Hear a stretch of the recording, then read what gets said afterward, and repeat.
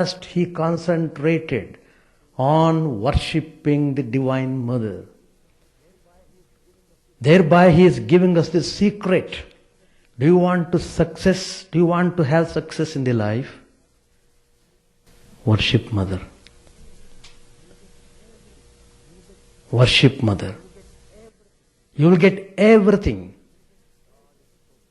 God is so gracious as Mother. It is a special quality of the Mother to be so loving, affectionate, and graceful. It is her prerogative. It is her special quality. And Sri Ramakrishna worshipped her as the Divine Mother of the universe. O Ma, Mother, will you please reveal yourself to me? What is the secret of this life? Should I have to suffer simply leading a sort of life, eating, drinking and sleeping? Is this the purpose of this life? Or doing some odd jobs, working in a restaurant or working in a factory or working in a nuclear science laboratory? Is that all? After all, what do they bring? Everything is constantly changing. Nothing remains permanent. Everything goes away. So, what is the secret of life? What is the secret of life? So he has shown by his example the purpose of this life is to achieve the realization of God. Meaning, seeing God, communicating with Him, talking with Him, to realize the reality that God alone is real. That is the real adventure. What all adventures you are seeing in the secular field, they are all trash. The real adventure is the spiritual adventure. If you have to show your guts, show in your spiritual practice. Don't show up your egoism and your haughtiness and arrogance, etc. That only shows you are yet to learn. You have not stepped into spiritual life at all. So, Sri Ramakrishna has shown through his life how he was a personification of humility, humbleness. He completely erased his egoism. He knew very well that that is the root cause of all suffering in this world. If you have to behave like a guileless child, you must be utterly egoless. That's what we saw in Sri Ramakrishna's life. That's what he meant when he practiced God as the Divine Mother. Even after achieving the Advaita, the non-dualistic state, even after the experience of the oneness of existence, still he continued to revere God as the Divine Mother. You read Gospel of Sri Ramakrishna. Number of times he has revealed, even though he has attained the maximum realization in the spiritual field, even though he is Parabrahman himself, he says, I am but the child of the Divine Mother. I am proud to be called as the child of the Divine Mother. Don't feel shame to call yourself as a child of the Mother. On the other hand, you will enhance your glory if you behave like a child before the Mother. The very act of behaving like a child means total surrendering to God, total surrendering to Mother. That's what we see in Sri Ramakrishna's life. So, Swami Vivekananda introduced this worship of Durga, the Divine Mother, in the monastery at Belur Math, the head office of the Ramakrishna mission. He said, it should be done meticulously. It should be done following all the disciplines required for it.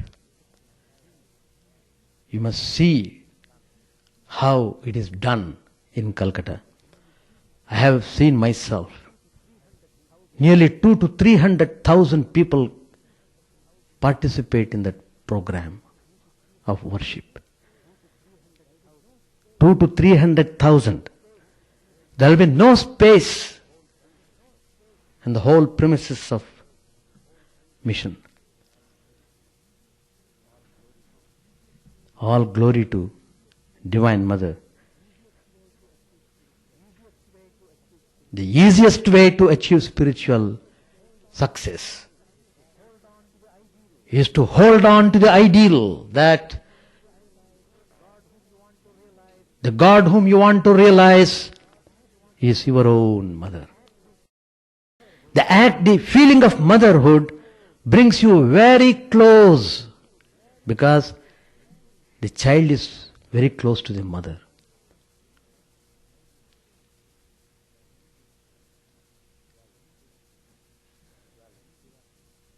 Well, then Sri Ramakrishna explains, who is this Divine Mother? By worshipping Divine Mother, by seeing Divine Mother, by realizing Divine Mother, you are realizing Brahman himself.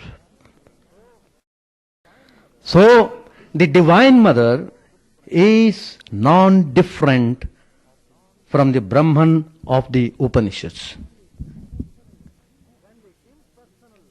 When the impersonal Absolute is conceived by the human mind, it becomes a personal God.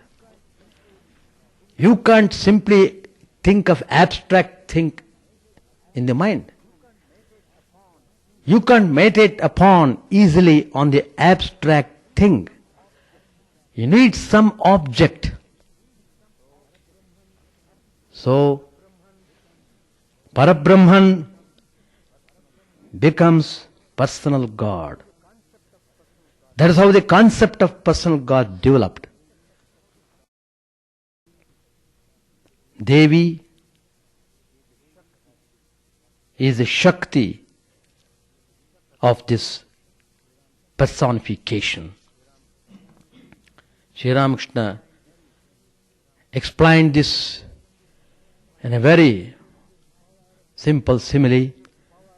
Fire and its power of burning, are they different? They are not different. Even so, Brahman and the Shakti of Brahman are not different. They are one and the same. Shakti means Divine Mother. Brahman means absolute Brahman. When you come to the realm of the relative world, Divine Mother stays there. You are under the realm of the Divine Mother.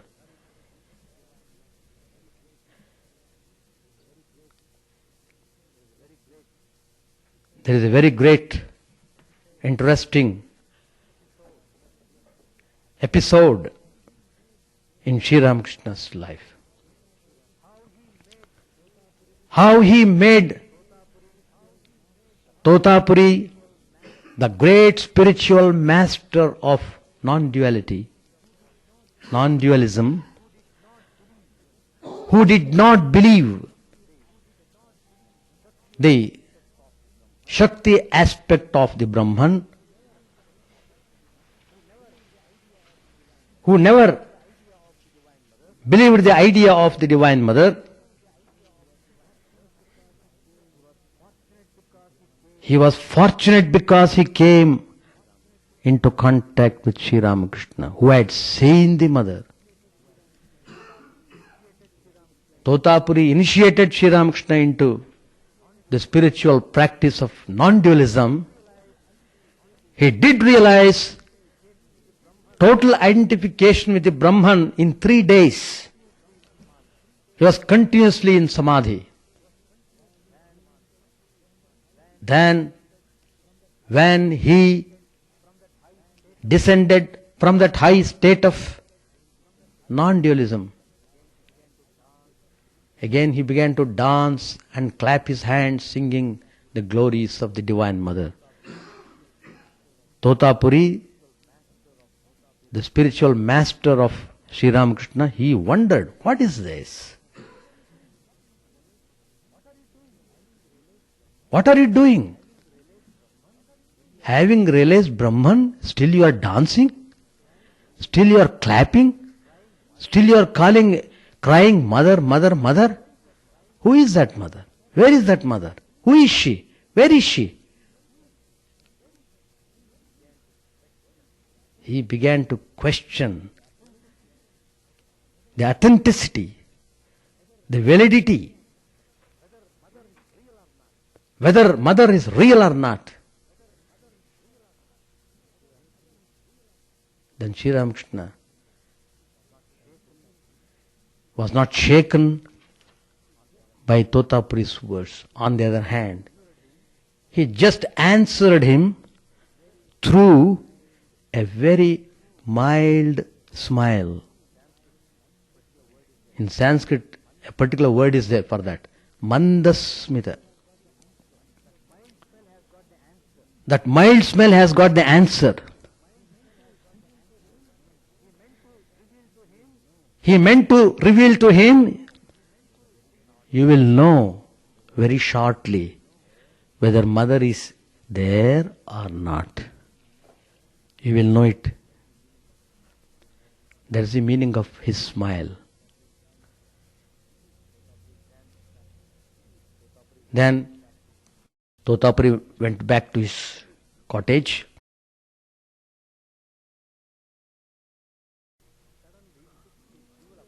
Suddenly he developed a peculiar pain shooting from the stomach.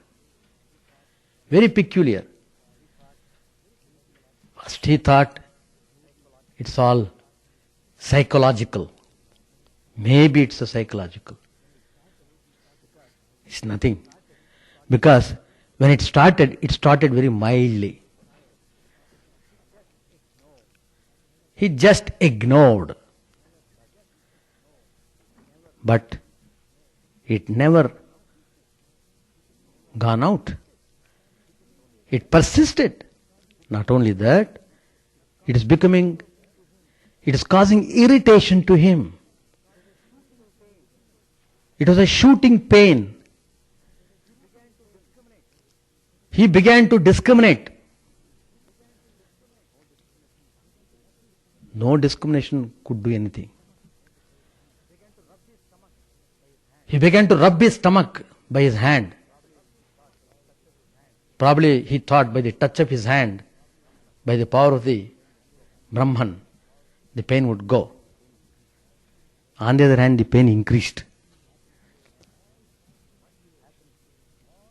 What is this happening to me? All 40 years of his life, he had not fallen sick even for a moment. Very sturdy, strong, healthy, robust he was.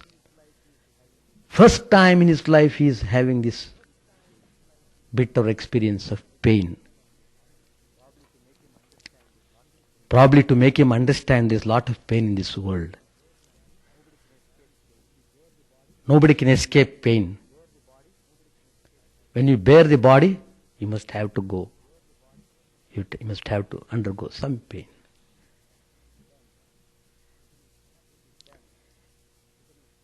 Then, becoming thoughtful, he came to Sri Ramakrishna. Sri Ramakrishna was sitting in the room. He just entered there. Sri Ramakrishna was smiling and greeted the master. Please come. As soon as he entered the room of Sri Ramakrishna, somehow he was not feeling the pain at all. He was quite normal. Then he concluded, oh, it is all psychological.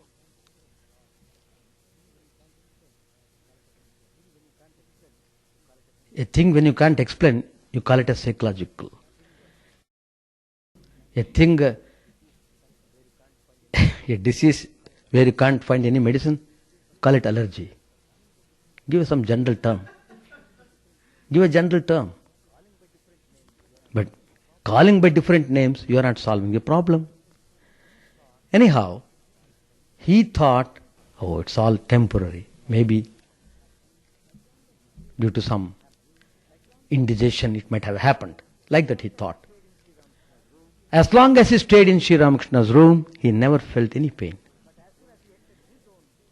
But as soon as he entered his own cottage, again the pain started. From nowhere. That was a great puzzle to him. He came to Sri Ramakrishna 2-3 times.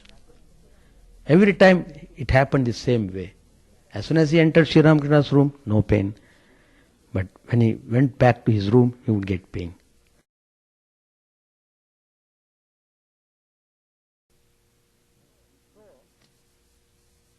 So, then he began to give serious thoughts. Well, 40 years of sadhana, I have known Brahman.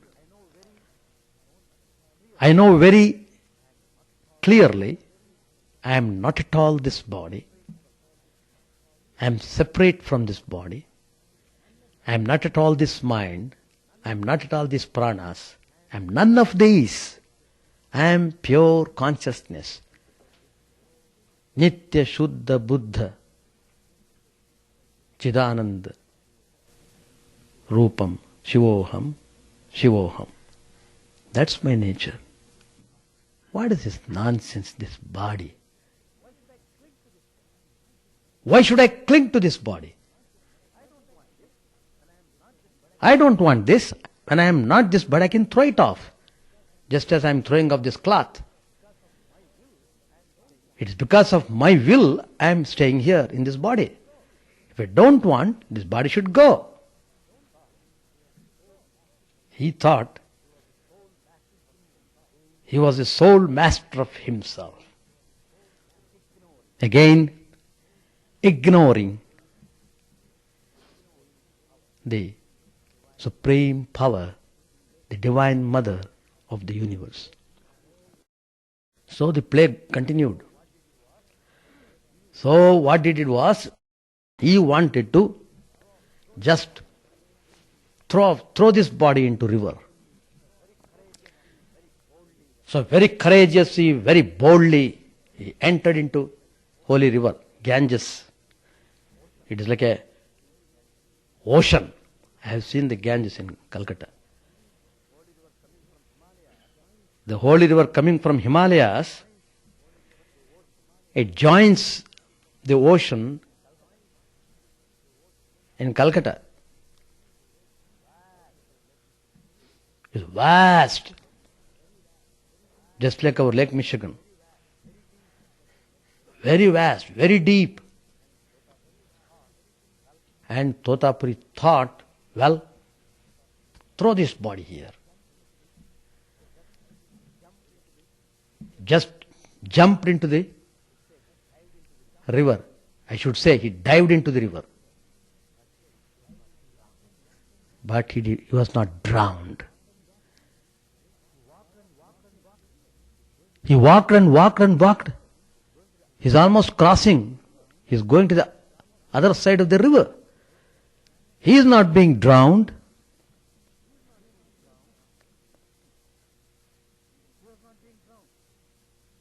He was not being drowned.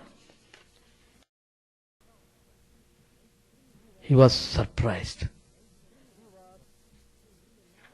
He was thrilled. Why he was thrilled? To realize the fun. To realize that his realization was not complete. Simply by entering into samadhi and feeling yourself identified with Brahman does not mean that you have realized completely. Who can say he has realized God completely? God is infinite. Your mind, little mind, how can it realize? How much it can realize? It is just like ant going to the sugar hill, taking one grain. The mountain of sugar is there. Just like that. So, he realized that one whom he had so long been worshipping as Brahman, and to whom he offered his heartfelt love and devotion, was this very mother. First time he is pronouncing this. Shiva and Shakti in one, who was ever existing in the form of Hara, Gauri. Hara means Shiva, Gauri means Parvati, the Divine Mother. Brahman and Shakti are one and the same. In one dazzling moment he saw. It was a dazzling moment. Mother, mother, mother, mother. Mother, the origin of the universe. Mother, the unthinkable power. Mother in land and mother in water. Body is mother. Mind is mother. Illness is mother. Health is mother. Knowledge is mother. Ignorance is mother. Life is mother. Death is mother. Everything I see, hear, think or imagine is mother. Totapuri is telling this. She makes nay of ye and ye of nay. As long as one is a body, as long as one is in the body, one has no power to be free from her influence. No, not even to die till she wills. It is that mother again who is also beyond body, mind and intellect. The mother of the Supreme. The Supreme Fourth. Divide of all attributes. What is Supreme Fourth? Brahma, Vishnu, Maheshwara 3 and Divine Mother is 4. That is called Supreme Fourth. Totapuri realized that in one aspect Mahamaya is a non-dual Satchidananda Brahman, the formless Brahman. In other aspect, she assumes a variety of forms for the welfare of the devotees. Now let us go through the story given in Devi Mahatmya, how through Mother's grace the spiritual seekers got their fulfillment.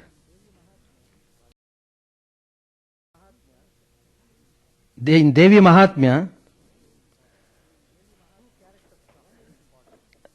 two characters come, very important. One is a noble king. His name was Suratha.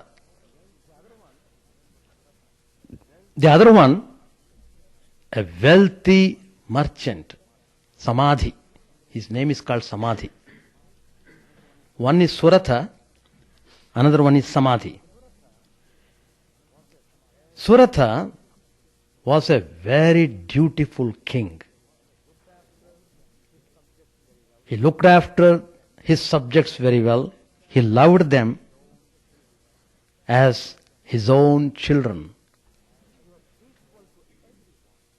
He was equal to everyone in his kingdom. Very righteous, very dutiful. But sometimes things happen. Why the tornado comes, why the storm comes, who can explain? It comes, it is the nature. So like the difficulties come, not necessarily on account of your own past karma. It may be due to external factors. Anyway, some powerful enemies, they attacked his kingdom, defeated him, took away the greater part of his kingdom. The worst part is his own ministers took advantage of the king's difficult situation. They robbed him of his treasury. They captured his army and snatched away his sovereignty. All these things happened. The King Suratha felt greatly humiliated.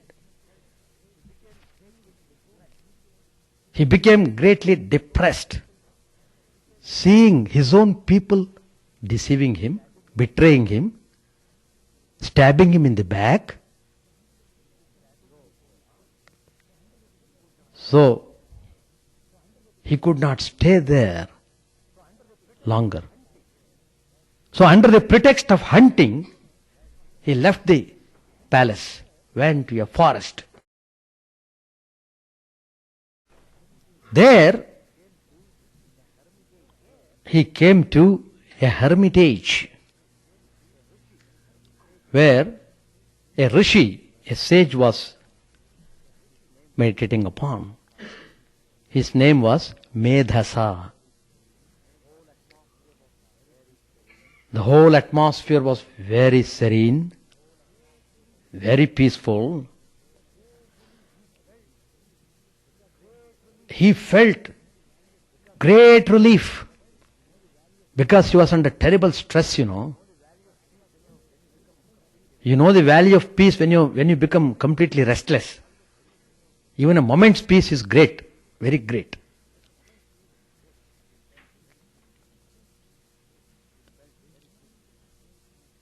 He felt very peaceful. At the same time, he found the bonds of attachment too strong. He couldn't help brooding over his vanished glory and family and the treasures. On the one hand, he is enjoying the peaceful atmosphere of the hermitage. On the other hand, he is being tormented by the pull of attraction towards his family, kith and kin. So he was wandering in the environs of the ashram in this dual mood. He came across a companion, you can say a fellow companion. His name was Samadhi. He was also grief-stricken. He was a wealthy merchant. Why did he become Why did he become so sad? Why did he become so disappointed? Samadhi, a wealthy merchant, had a terrible blow in his life. Blows come to turn you properly.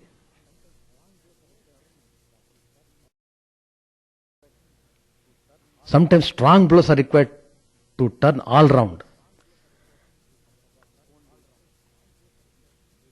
If only you have got patience to understand the reason for the blow. This Samadhi, this man, he was deprived of his wealth, he was deprived of his possessions, not by outsiders,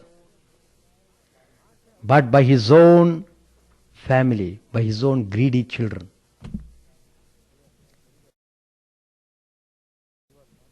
So, he was in terrible stress. He wanted to get some relief, so he came to the forest. It so happened he came to the same place where this King Suratha also was there.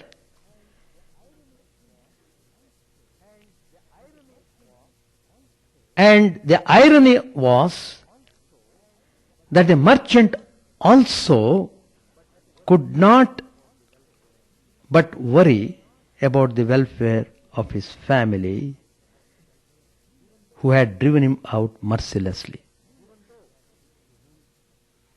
Even though they were cruel to him, still he is attached to them. So both of these people, King Suratha and Samadhi, they are in very precarious position. How to get over this situation? How to get over this irritation? Suratha and Samadhi both were the victims of ingratitude. They came to this hermitage of Medasa. They met the sage. They bowed down to him. The sage received them very kindly, showed them all hospitality. Then he came to know about their experiences in the life, why they were sad. Suratha, the king, he said to the sage, "O master, I am in great sorrow. I have lost my kingdom. I have lost my honor. But still, I am attached to all the paraphernalia of my kingdom. How is this?" And this merchant was driven out by his own wife and children. Still, Samadhi is inordinately affectionate towards them. Thus, both he and I have been attached towards objects whose defects we do know are very miserable. How it happens then that though we are aware of it, this delusion comes. Under this spell of delusion, we have lost all power of discrimination. We have become mad. We can't think. The sage said, after hearing them, "Well, every being has the knowledge of objects perceivable by the senses. An object of sense reaches it in various ways. Some beings are blind by day and others are blind by night. Some have equal sight both day and night. Of course, human beings are certainly endowed with knowledge, but they are not the only beings to be so endowed. For cattle, birds, animals and other creatures also cognize objects of senses. Even so, men are hurled into the whirlpool of attachment, the pit of delusion, through the deluding power of Mahamaya, who makes the existence of the world possible. So, don't feel surprised over this. Otherwise, how the world will go? If there is no attachment, if all the things are normal, if all the trigunas, sattva, rajas, tamas are in equanimity, then there is no play at all, no game. But God wants the game. You have entered into tennis court, you want to play the tennis. You are not going there to sit down, it is not a park. You have to play. So you have come to this world to play. But play well. That's the point we should learn. You don't play well, you suffer. Play well, then you enjoy the play.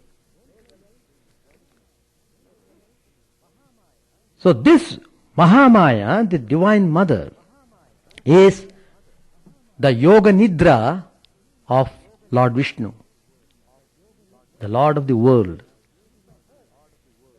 It is by her that the world is deluded.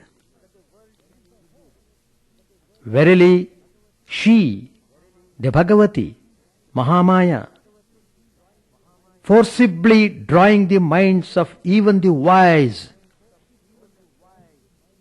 throw them into delusion. She creates this entire universe, both moving and unmoving.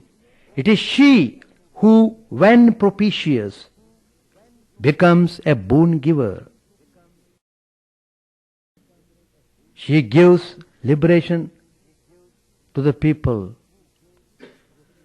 who propitiate her, who really want freedom, who are fed up with this game, who cry, Ma, Mother, enough of this play. I am not feeling any joy in this play. Please take me away to you. If you pray to Mother, she because she is a mother, she will hear you. She doesn't want her child to be unhappy. Then she embraces the child. That means you get liberation. Nothing is possible if Mother doesn't bestow her grace and move away from the path. It's very important. Sri Ramakrishna illustrates this truth with a story. Again, we read this in Great Master, where this has been recorded. You know Rama, Sri Ramachandra and Sita, then Lakshman. They went to forest. They were walking along. The path of the forest was narrow. They were walking in a path which was so narrow, even two could not go abreast. Sri Ramachandra was walking in the front with bow in hand, followed by Sita, then Lakshman. Now because the path was so narrow, Lakshman could not see Sri Ramachandra. Because just behind Sri Rama, Sita was there. The path was so narrow he could not see. But Lakshman would like to see Rama all the time.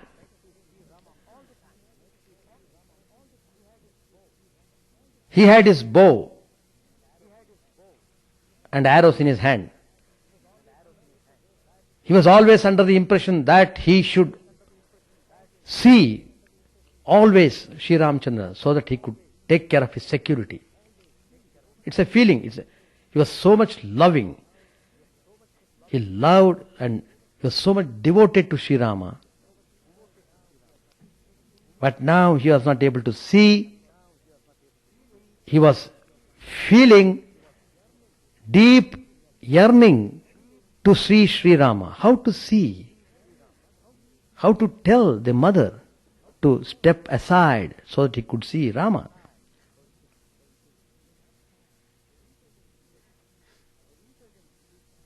The intelligent Sita, she understood it. She knew what Lakshman was. So, she completely sympathized. She moved a little to one side, stood aside and said to him, "There, see." Then, it was then that Lakshman could see to his heart's content Sri Ramchandra, his chosen ideal. Anyway, so after hearing this from the sage, how all the beings in the universe, how the entire universe is under Mahamaya, then he was anxious to know more about Mahamaya. Then he began to question the sage. Well, who is that Devi whom you are calling Mahamaya? How did she come into being? What is her sphere of action? Where from did she originate?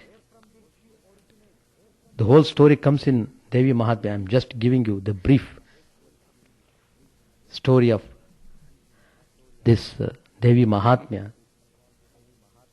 Let us all be ready to worship Divine Mother October 10th. Never miss that opportunity. In your home you can't do worship. First of all, you do not know how to do it. Secondly, you don't have the proper environment to do it. So, best thing is, come to the chapel. Keep aside all your other duties for the time being. They won't go. They will pounce upon you. For the time being, you keep them aside and come. Then you will be participating in the worship. It's a great worship. You will see how it gives you wonderful joy and peace. The sage then told King Suratha and the merchant Samadhi about the glory and the power of Mahamaya. He said to them, well, Devi, the supreme power, she assumes different forms. She has got innumerable forms and innumerable names. Nobody can count them. Sahasra Shirsha Purusha, Sahasrakshas Sahasrabat. Vedas say God has infinite forms, infinite names. I was telling the other day to one devotee, even we, each person has got 2-3 names. I have got 3 names. Then what to speak of the Divine Mother? Why do you wonder at, why there are so many millions of gods? It confuses you. Why should it confuse you? Because you want to be confused, it confuses you. Be open to reason. Have the broad outlook. Get rid of all narrow thinking. Then you will understand the glory of God. So, how did Mother assume different names? Because she incarnated at different times to fulfill certain missions, to destroy the evil, to uphold the right. She had to assume the form. In order to protect the good, in order to remove the poison,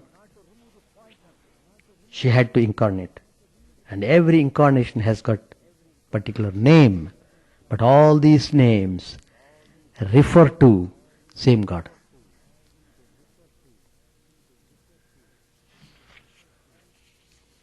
And there is a story, she killed the terrible demons, Madhu and Kaitaba. She incarnated herself to kill Mahishasur. We are singing that Mahishasur Mardini Stotra on Durga Puja day. Again, she incarnated to kill the ferocious Shumbha and Nishumbha who were tormenting the gods. Gods, not the supreme God. So just as human beings, there are also beings called as gods. Just superior beings with little more power, with more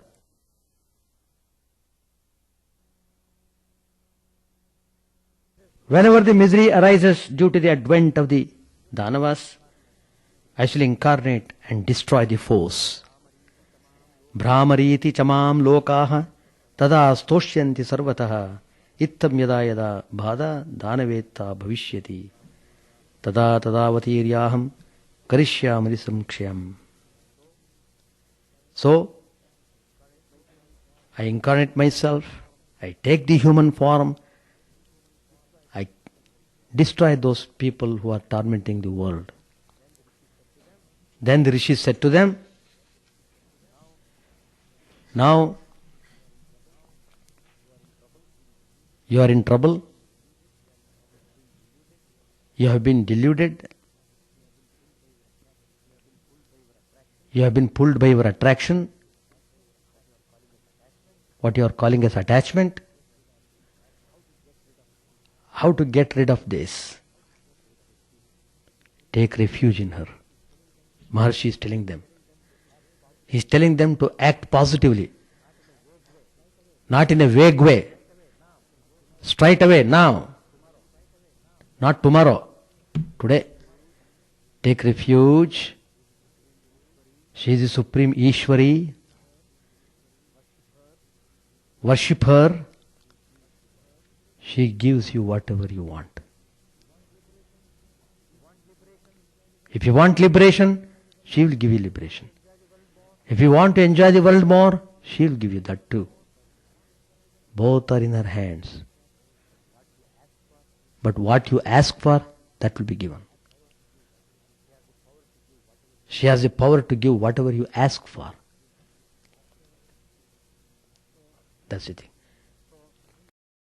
So, both the king and the merchant, they were thrilled by the marvelous account given by the sage about the glory of the Divine Mother. Then they decided to meditate upon her. So they took guidance from the Rishi.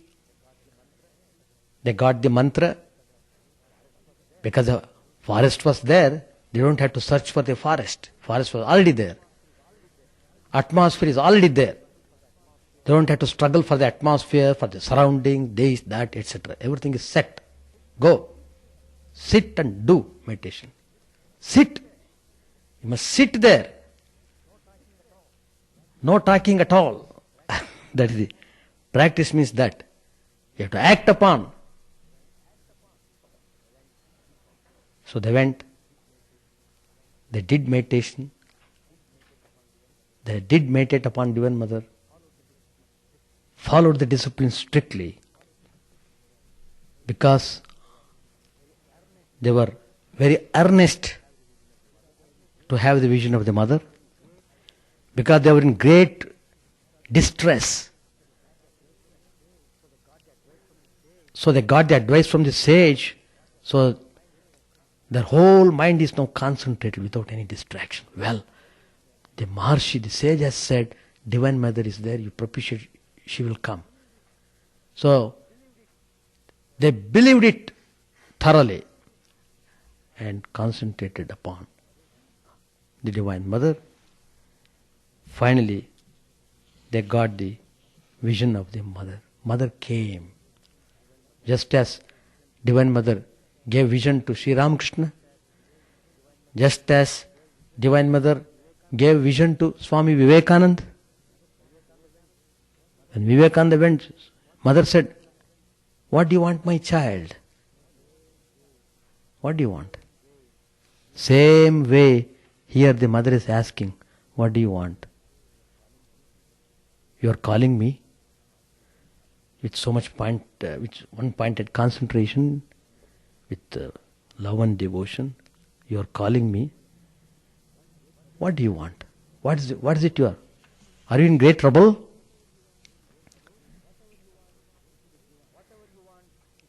Whatever you want, it will be given.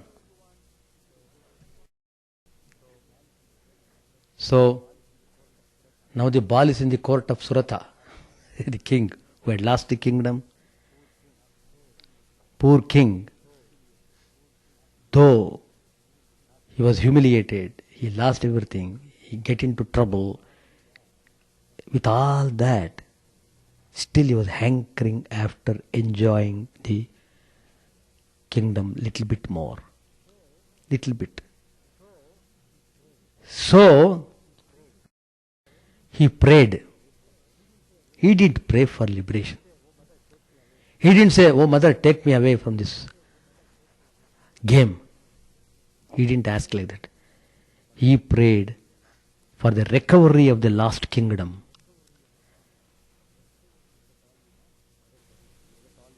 Mother said, is that all you want?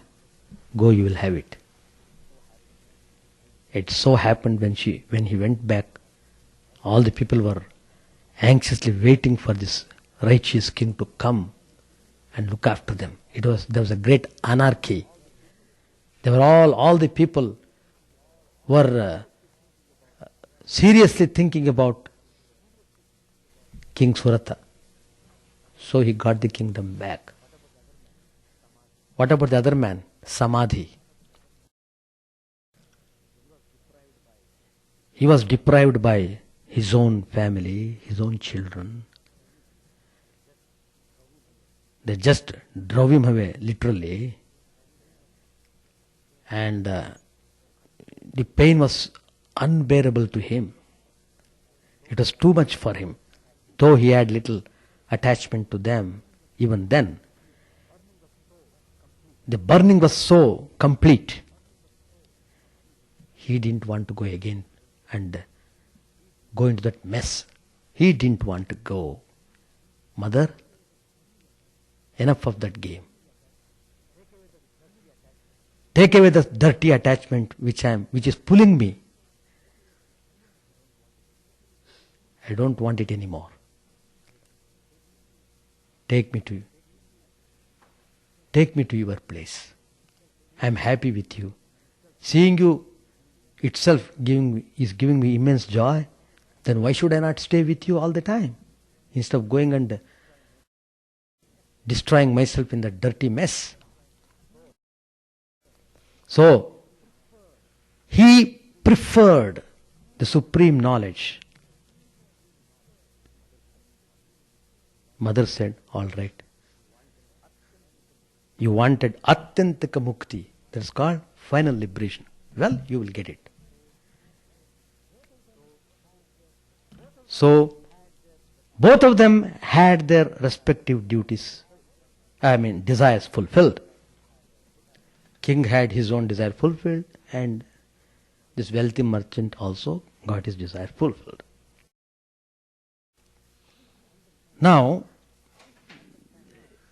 we should understand the significance of this story given in this Devi Mahatmya. The terrific wars of destruction between the gods and the demons in the text Devi Mahatmya symbolize the battles one has to fight continuously, both internally and externally, to destroy the evil propensities which block both his secular and spiritual life. Those who long for Mother's grace to gain worldly prosperity and enjoyments by destroying their external obstacles will surely get prosperity and enjoyments by propitiating the Mother. On the other hand, those who are dispassionate towards the world and long for the final liberation by killing their internal enemies, evil thoughts, passions, etc., they will attain final liberation by the grace of the Divine Mother. So, Suratha and Samadhi, they are not just two characters in an ancient legend. They are still living and will continue to live eternally, so long as there remain oppression and suffering in the world arising out of demonical qualities, the devil power, internal as well as external. The king Suratha and the wealthy merchant Samadhi will continue to be a great source of inspiration for securing Mother's grace. Following the footsteps of Suratha and Samadhi, let us also worship the Divine Mother with earnestness, with faith, with love and devotion, and gain from the Divine Mother whatever we aspire for. With these few words, I conclude my talk. Jai Shri, Divine Mother. The benediction: may our learned mothers inspire us with their righteous deeds. May the learned people of noble thoughts guide us. May the omnipresent Om bring us peace and healthy life. May this air be peaceful. Om, peace, peace, peace be unto all. Now this English translation is done from the Sanskrit verse which I am reciting now. This is from Rig Veda. Shanno aditir bhavatu vrate bhishanno bhavantu marutas swarkaha shanno vishnu samupushano astu shanno bhavitram samvastu vayuhu. Om Shanti Shanti Shanti. Harihi Om Tat Sat. Sri Ramakrishna Arpanamastu.